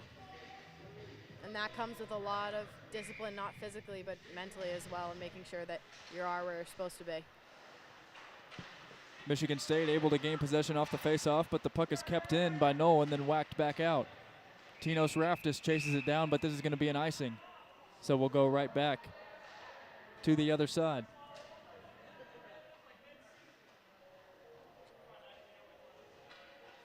The refs are getting a good laugh with MSU over here, but nothing really much has changed since the last time we talked to you. It's been pretty quick whistles in these games this weekend, and not too much to say for it.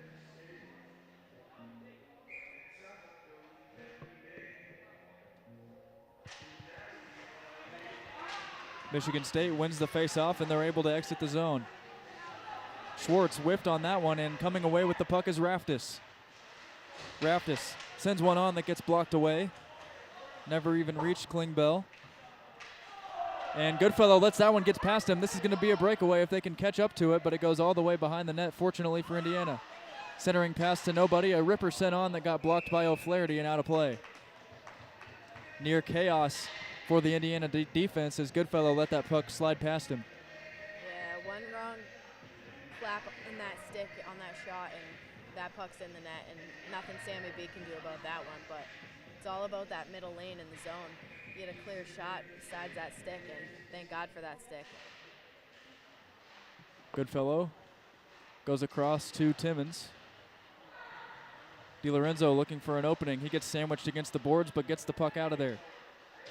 Timmons gets dragged down as Michigan State able to hold the zone. A backhand shot right in front of Billis that got blocked out in front by Goodfellow. Schwartz whiffed on that one. Murphy sends a backhand over. And finally, Indiana able to control momentarily and exit the zone.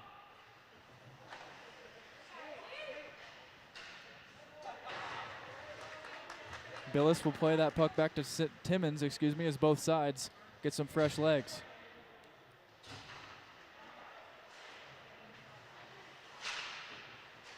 Jeremy whacks at that one, but it goes right back to Michigan State to be played by Liam Cooney. Hogan takes a whack at that one and sends an elbow. Again, Hogan laying a big hit as he sends a man into the boards. That was Borchardt.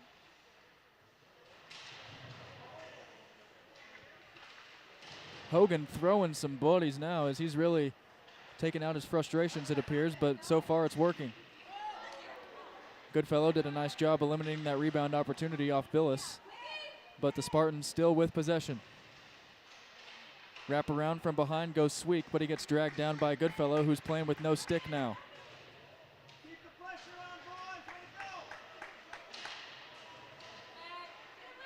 Working the other way is Ty Hogan for Indiana. He's got Slavin with him. Hogan goes in, a wrist forehand shot, gets batted away easily by Klingbeil.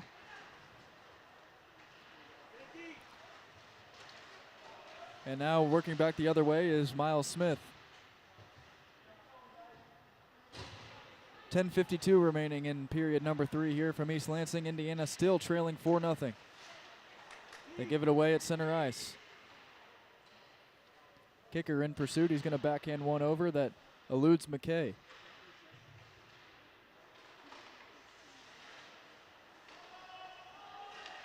Matt McKay putting the dangles on there to get into the attacking zone. He gets his stick lifted from behind and then goes falling down behind the net, trying to trap the puck. Raftis able to keep that one in and ring one all the way back around.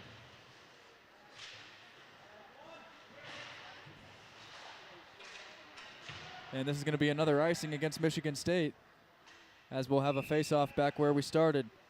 Indiana so far leading the face-off battle 7-5, and hits are currently 10-3 in favor of Indiana, so they're taking out their frustrations a little bit, but Michigan State still with the edge and shots on goal at 6-2. Just very little opportunities for Indiana, few and far between. Yeah, they're really not getting much opportunity with the puck on their own stick, and especially not in the offensive zone. So maybe this will be their trying here, win a face-off, and see what happens.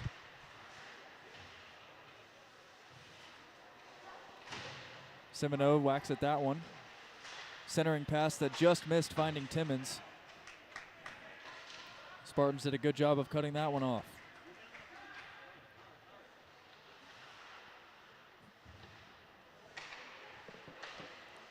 Simoneau breaking through. Into the zone he comes. He gets muscled off the puck by Goodfellow, and Klingbeil took a whack at it to get the puck out. Raftis keeps it in. Chambers looking for reinforcements. He gets bodied into the glass. Just nothing going Indiana's way as we're now more than halfway through this third period. The Saturday losing streak looking like it's going to continue. Goodfellow. Cross ice, he finds the stick of Brad Kolinsky, who works into the neutral zone, and the puck gets deflected behind Billis, where McKay goes back to get it.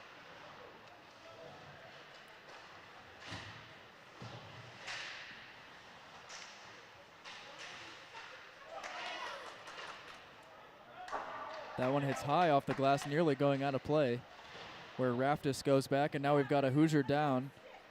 Looks like it's Brandenburg slow to get up.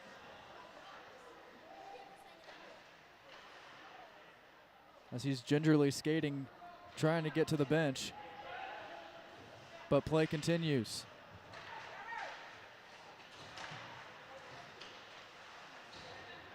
McKay sends one on net that goes wide.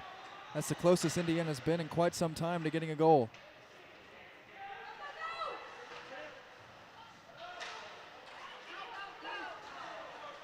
Kissel gains the zone. He finds Jeremy. Kissel takes a big hit on the near side, and just like that, we're back all the way to the other side of the ice.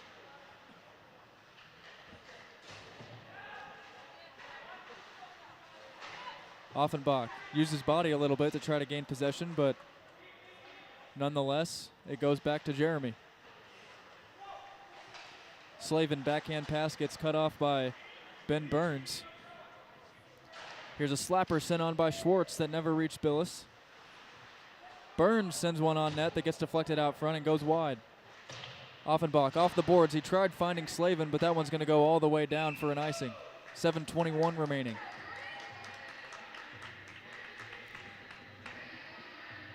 Just no momentum whatsoever in the second game of this weekend series. Indiana split the first two weekends, and it looks like they're on their way to another. They've definitely got to find a solution to this, where they come out really hot in the first game, get big wins in the second game. They just are not the exact same team that they showed the first team the first night. The Hoosiers have not been shut out yet this season, but they've got 7-11 to try to keep that statement true. Jeremy swooping into the zone. He sends one on net right into the glove of Klingbeil. The shots that Indiana has been getting, they've been rather easy saves for Klingbeil, and you saw another right there, right into the glove. That shot from Jeremy did make some music on the pipes a little bit, but not enough to squeak by.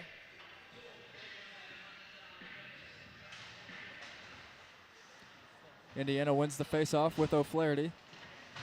Noel leaves it off. DiLorenzo tried centering one for O'Flaherty, but it got cut off.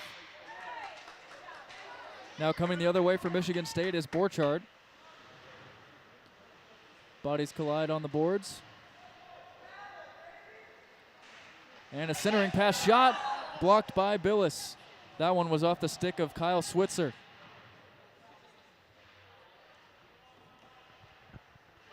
Puck battle in the corner, won by Michigan State, but into neutral ice they go. 6:20 remaining in the third period here from East Lansing. Cross ice pass from Goodfellow to Knoll. O'Flaherty gains the zone. He sends one on net that gets blocked out in front. The puck is still loose. On his backside is Klingbeil, and he's able to get back up. And we're going to get a breakaway here. Coming the other way is Switzer. Saved by Billis. Sammy helps his goals allowed average there, or save percentage rather. Making a nice play on that breakaway. And again, not a single peep from the Hoosier bench after that big save on a breakaway right there by their goaltender. All the energy has definitely been sucked out of them by this point.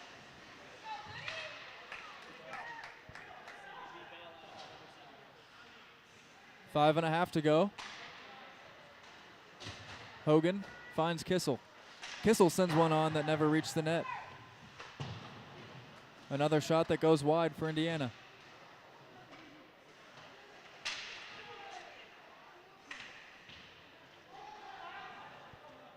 Possession lost, and exiting the zone for Michigan State is Miles Smith.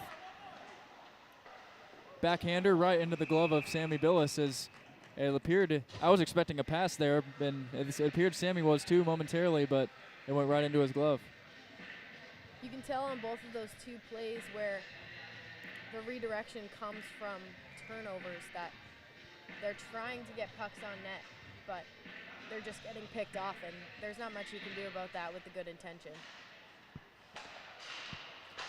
Slap shot sent on off the chest of Billis, and he's able to hold on to it. That was from Brendan Murphy. And we're now under 5 to go. Things looking more and more bleak for Indiana. You can tell a lot of the guys are on their expendable exhaust and ready to be done, especially in the back check scenarios. Hogan battling for the puck on the near side behind the net. Bodies get tangled up there.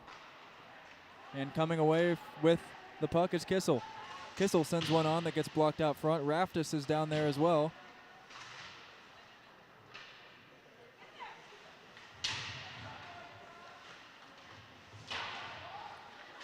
On the far side now. Raftis kicks that one, and Indiana going to be offside unless they're able to touch up.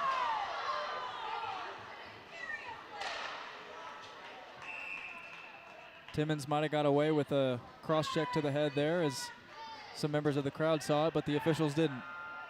Hard to tell because, oh nope, there he goes. Still is though, hard to tell. It looks like he kind of had him in a little hold on the jersey, and so he tried to get up, and it was just kind of a matter of gravity, but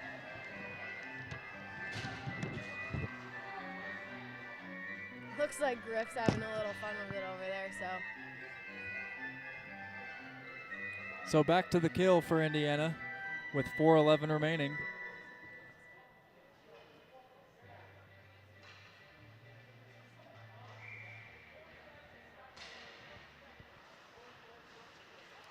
Off the face-off, the Michigan State power play goes to work. Centering pass for Graham, or Schwartz rather, that went wide. Goodfellow sends one on that gets blocked out in front. And Semino able to clear.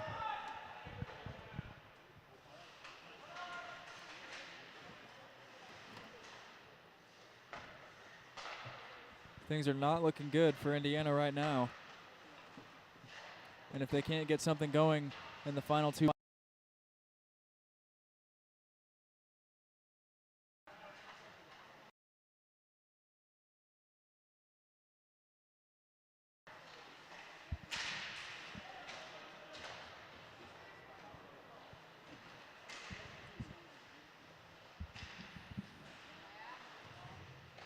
On the near side, centering pass and a shot on Billis, saved and knocked away. 58 seconds remaining on the penalty.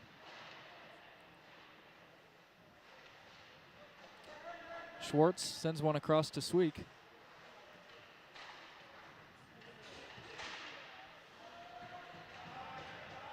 And Goodfellow goes back to get this one. A long and disappointing day for Indiana, as they're 2 minutes and 40 seconds away from another Saturday defeat.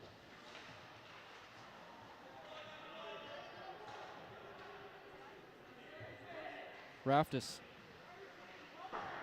plays that one off the glass. It gets blocked down and kept in by Liam Cooney. Now Malakranakis enters the zone. He slaps one on Billis that goes wide. Raftis battling for it. And the penalty now over on Griffin Timmons.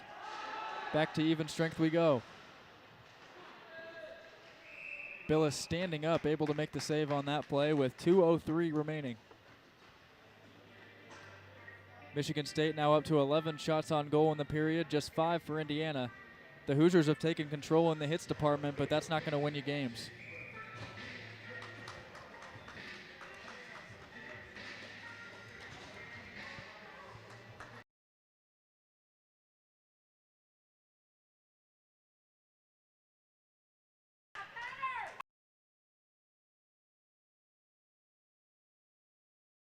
It's just not been the night for the Hoosiers, as you would have never expected them coming out with an 8-1 victory last night against the same Michigan State team. It's a completely different game.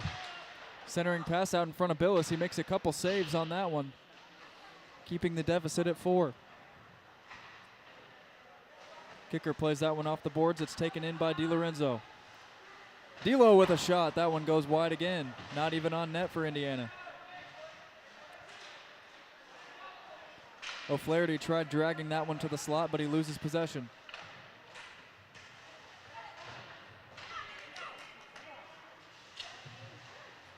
.125 to go. McKay puts the brakes on. O'Flaherty off the boards to Raftis. McDonald plays one over to McKay. Tommy kicked it to himself, and now he chases after the puck. Final minute of play here from East Lansing. Indiana trying to avoid a shutout. DiLorenzo swoops in, and that one goes on the near post, but it's able to.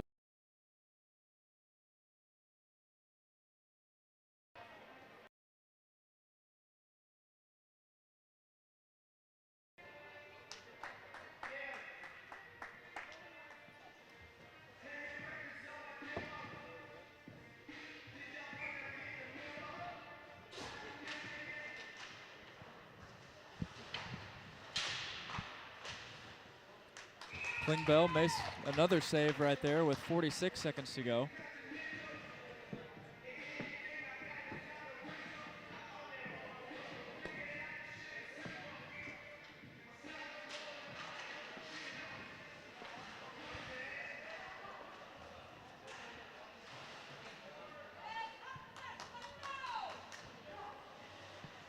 Final 30 seconds here.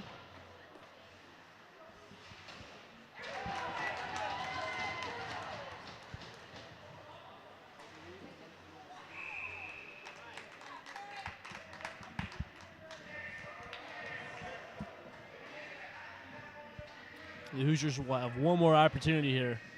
Maybe get a rush on net. You never know. At least get that donut off the scoreboard. Isn't that right, G? Yeah, that's really the only positive that they could bring out of this one if they're able to score in the final 22 seconds in what has been a long day for this Hoosier team. Hogan swooping into the zone.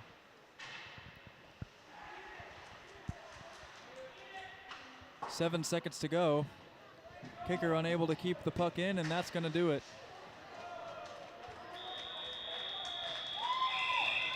And look out, we might get some chaos here as there were some late checks at the end, but it seems cooler heads will prevail, and Michigan State comes away with a 4-0 victory in Game 2.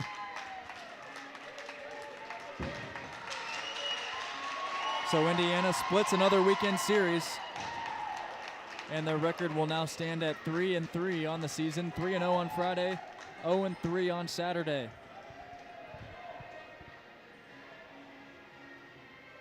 And gee, you have to wonder, going forward ahead in the season, you know there's going to be more and more weekend series that happen. How do we fix this problem of the Saturday struggles? The answer remains to be solved. We'll have to wait until next week and see what they come out with, if there's any changes to the pregame strategy or routine perhaps, but they're going to have a long bus ride to think about everything that happened today and see what they can do to fix it. We're going to go ahead and take a quick break, and then we'll have Kelsey Dennehy standing ice side for a post-game interview. We'll be right back on the Indiana Hockey Broadcast Network.